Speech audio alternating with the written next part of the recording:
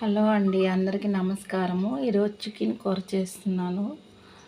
ఉప్పు, పసుపు, అల్లం పేస్ట్ వేసి కాసేపు నానబెట్టి ఉడకబెట్టుకున్నాను.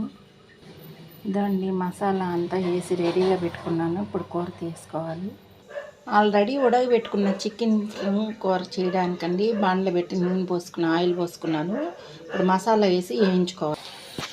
మసాలాలో కొబ్బరి, అల్లము, పట్టా మొగ్గ, టమాటా, ఎర్రగడ్డ, తెల్లగడ్డ అన్నీ వేసుకున్నానండి. నేను 2-3 రకాలుగా చికెన్ చేస్తాను.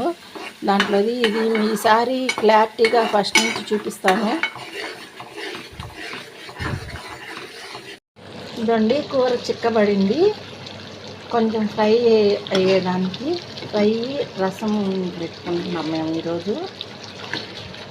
దీంట్లో ఎర్రగడ్డ, టమాటా అన్నీ మసాలా వేసేసాను కదండి, నూనెలో వేయించుకున్న.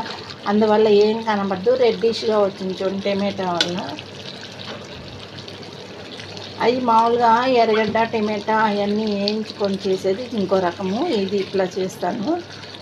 ఇది కూర బాగా దగ్గర పడిందండి. ఇంకొక రొంత దగ్గర పడినాక కొత్తిమీర, పుదీనా, అది గరం మసాలా వేస్తాము. ఆల్మోస్ట్ దగ్గరికి వచ్చేసిందండి. ఇప్పుడు కొత్తిమీర వేసుకోవాలి, పుదీనా, కొత్తిమీర.